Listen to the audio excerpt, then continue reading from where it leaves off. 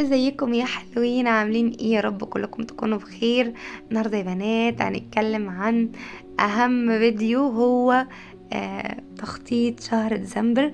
طبعا شهر ديسمبر من الشهور اللي انا بحبها جدا، لان انا بحس فيها كده بشعور غريب. هو شهر بيجمع بين النهاية والبداية في نفس الوقت. يعني انت بتقعدي كده مع نفسك شهر ديسمبر ده بتقولي انا حققت ايه السنة اللي فاتت كلها، وايه اللي انا عايزة احققه السنة الجاية بإذن الله. فهو شهر مميز جدا، فحابين طبعا يكون شهر خفيف ولطيف على قلبنا. مش محتاجين يا بنات نجلد زادنا ابدا، حتى لو احنا محققناش حاجة السنة اللي فاتت، او السنة اللي فاتت عدت علينا من غير ما نحقق انجازات بسيطة. كفاية بس ان احنا طلعنا منها يعني كده بكامل قواتنا العقلية بصراحة. يعني لان احيانا بتكون الانجاز الحقيقي في انك انت تخطيتي مشاكل كبيرة او اشخاص ما كانوش مناسبين لحياتك. فعايزاكي تقعدي كده بورقة وقلم. الشهر ده مش هنحط اهداف كبيرة ونقسمها على 4 اسابيع ولا كده. ده شهر هناخده كده زي استراحة محارب. عافرنا كتير السنة اللي فاتت ومشينا مع بعض خطوات كتير. من بداية السنة كنا مع بعض خطوة بخطوة، وكنتوا انتوا احسن حاجة حصلت في حياتي السنة اللي فاتت. فاتمنى يا رب من ربنا ان يدوم كده المودة والحب بينا على طول. وبشكركم جدا، وبشكر لأي حد كتب لي كومنت كويس او دعمني او قال لي برافو كملي، لان التشجيع اللي شفته منكم ما شفتهوش من اقرب الاشخاص لقلبي. فبتمنى يا رب ان عائلتنا تكبر اكتر واكتر، ويكونوا كده يعني نكون دايما في صحبة لربنا كده، ونكون بندعم بعض دايما في الخير، ونكون طبعا يعني اشخاص كويسين في حياة بعض. وعايزاكي تقعدي كده مع فنجان قهوة بقى ولا شاي ولا نسكافيه، شوفي انتي بتحبي تشربي ايه، وبورقة وقلم واكتبي كده ورايا ايه اهم 3 دروس انا خرجت بيهم من 2025. اقعدي كده مع نفسك، شوفي ايه الدروس اللي احنا استفدناها خلال السنة اللي فاتت. طبعا سنة 2025 كانت سنة مش هينة أبدا علي أنا شخصيا. كانت سنة يعني صعبة جدا. شفت فيها يعني مشاكل كتير، واجهتني مشاكل كتير، ولكن الحمد لله قدرت يعني أقف على رجلي من تاني، وقدرت ان انا يعني اواجه المشاكل دي واحاول احلها بقدر المستطاع. طبعا بتوفيق ربنا وبدعم ربنا ليا قبل اي حاجة. فاكيد كل واحد فينا كانت عنده مشكلة اتعرض لها السنة اللي فاتت دي، وعدى منها بفضل من ربنا وبمساعدة ربنا وبدعاء لربنا. ربنا نجاه منها بشكل او باخر. فاقعدي واكتبي الدروس اللي انت استفدتيها واللي طلعتي بيها من سنة 2025. 1 2 3 كده، واعملي كده عصف ذهني وخرجي كل المشاعر اللي جواكي، وايه فعلا اللي كنتي اتعلمتيه من السنة اللي فاتت. طيب بعد ما نكتب ال3 دروس اللي اتعلمناهم يا بنات، محتاجين نعرف السؤال اللي بعديه، وهو ايه الخطوات اللي انا محتاجة اعملها للسنة الجديدة. يعني انا عايزة اعيش السنة الجديدة ازاي؟ يعني هل انا مثلا اللي فقدني مثلا ان انا اكون مثلا شكلي مهندم، فانا هشتغل قوي على شكلي الفترة اللي جاية، ولا محتاجة يكون عندي مصدر دخل فانا محتاجة اتعلم مهارات تجيب لي فلوس من وانا في البيت، او لو انا بشتغل بره البيت فمحتاجة اتعلم برضك مهارات علشان اقدم CV في مكان، فيكون عندي مثلا خبرة بالوورد بالاكسل مثلا بلغة بحاجة عشان اقدر يعني يكون ليا مصدر دخل.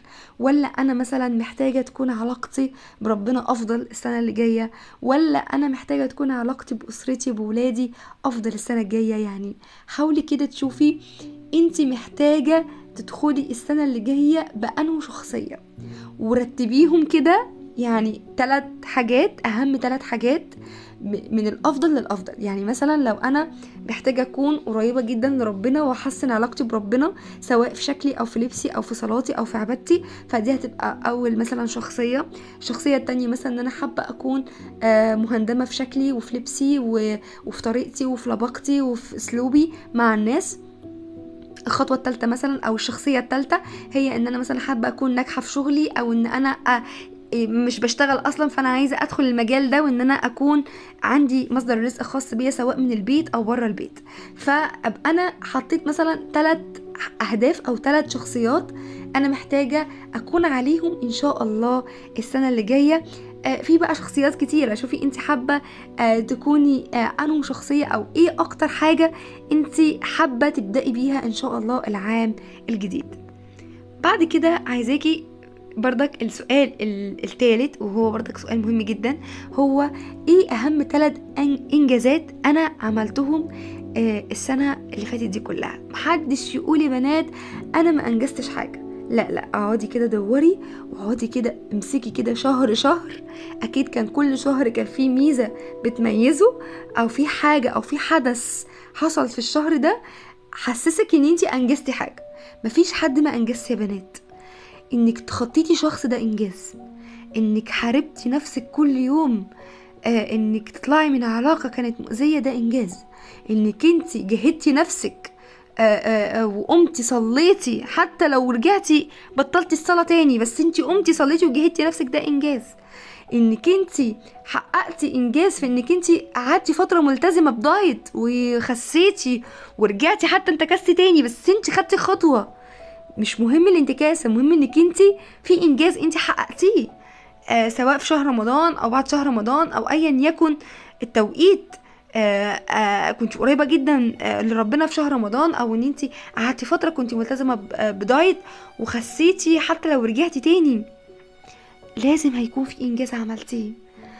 لو قعدتي فترة كويسة مع ولادك، حتى لو رجعتي عصبية تاني بس انتي جهدتي نفسك فترة، ما تستقليش ابدا. لو اسبوع، لو 10 ايام، لو يومين، لو يوم، بصي لو يوم اقعدي كده شوفي انتي انجزتي ايه، سواء علاقتك مع الاشخاص اللي حواليكي، سواء انك رجعتي تاني تهتمي بنفسك، انك انتي اتعودتي تقولي لا، سواء لا دي انتي قلتيها لاشخاص او لمواقف او لناس او لمكالمات بتضايقك او لناس بتستغلك او لناس بتقلل منك او لقعدة بتضايقك بتطلعي منها طاقتك كلها مسحوبة، او المكالمة تليفون بتسحب طاقتك. لو انتي اتعودتي بس تقولي لا وتحبي نفسك ده انجاز. فاوعي تقولي انا ما انجزتش حاجة، لازم هتكوني انجزتي حاجة. اقعدي كده مع نفسك بالورقة والقلم واكتبي 3 انجازات انتي انجزتيهم. وبعد كده هنخش على السؤال الرابع، وهو ايه هما اكتر 3 حاجات وجعوكي السنة اللي فاتت واتعلمتي منهم بس هم أثروا فيكي، يعني أحداث أو مواقف أو أشخاص أذوكي وجعوكي خلوكي يعني اتغيرتي، ونظرتك للناس اللي حواليكي ولحياتك عموما اتغيرت. سواء ال3 حاجات دول كانوا أحداث عامة أو أحداث خاصة ومواقف حصلت معاكي خاصة، او مثلا اشخاص معينين اذوكي او يعني اثروا عليكي بطريقة سلبية. انا عن نفسي لو هذكر شخص او موقف عام حصل السنة اللي فاتت اثر في حياتي بشكل كبير، طبعا في حاجات خاصة حصلت معايا بس طبعا يعني مش هقدر اتكلم فيها يعني مراعاة للخصوصية. ولكن لو انا هتكلم عن موقف عام حصل واثر فيا بشكل رهيب، هو موت صالح الجعفراوي. انا معرفش انا نطقت الاسم صح ولا غلط، ولكن كلنا عارفينه طبعا. هو كان صحفي من غزة، كان بيوثق كل الاحداث اللي بتحصل في غزة. وكان اخر فيديو ليه شفته وهو كان بيصحي الناس في الشارع وبيقول لهم ان الحرب وقفت، وكان فرحان جدا بانتهاء الحرب، وان في يعني هدنة حصلت وفي معاهدة سلام حصلت، وان خلاص الحرب وقف على غزة، وما كملش تقريبا يوم او يومين واتوفى طبعا بان هم اختلوه.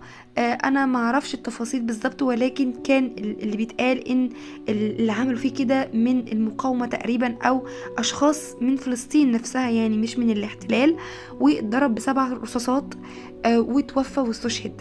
فطبعا الموقف ده يعني اثر فيا بشكل رهيب، حسسني ان فعلا يعني في ناس ربنا بيصطفيهم يكونوا شهداء ليه، ومش اي حد بينول الشرف ده، لازم يكون فعلا يستاهل الشرف ده.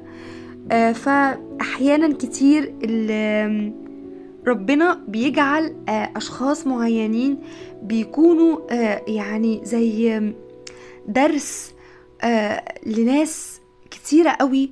فحد زي صالح ده قعد 2 في حرب غزة، ربنا كان حميه من الاحتلال ومن الانفجار اللي كان بيحصل ومن الضرب اللي كان بيحصل، عشان كان عايز يوصل رسالة معينة، وهو نجح في الرسالة اللي وصلها، وربنا اصطفاه يكون شهيد.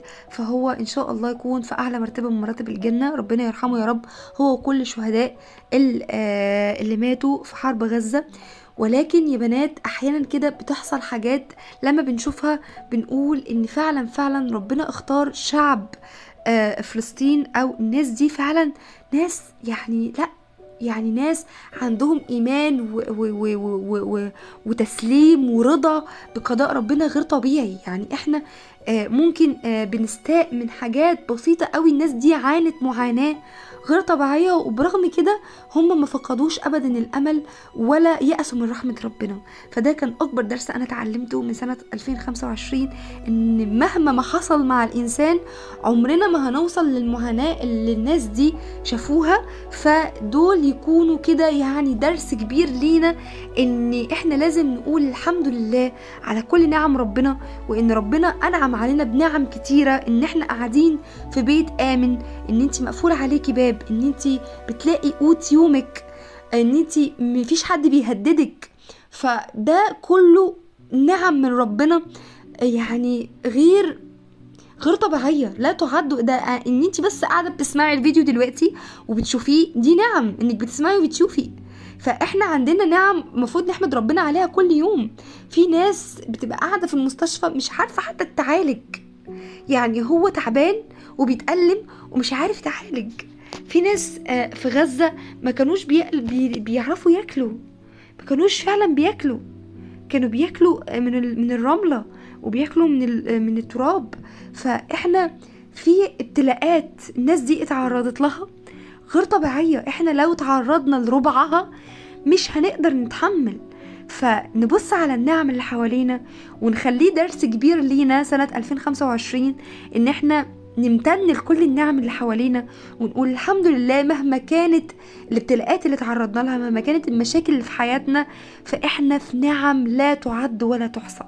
وده كان يعني درس كبير انا اتعلمته، ونفسي كلنا يا بنات نتعلمه، ان احنا نقول الحمد لله على كل اللي عدى، والحمد لله على كل اللي جاي، ونقول الحمد لله على الحاضر اللي احنا عايشينه، والحمد لله ان احنا لسه اصلا عايشين وعندنا فرصة ان احنا نتغير ونتوب لربنا. فدي في حد ذاتها نعمة كبيرة. وبس كده، يا رب بقى الفيديو يكون فادك وعجبك، ولو عجبك بقى ما تنسيش تعملي لايك وتشتركي في القناة وتدعميني بكومنت حلو عشان بيشجعني، وما تنسيش ادومها وانقل. يلا باي.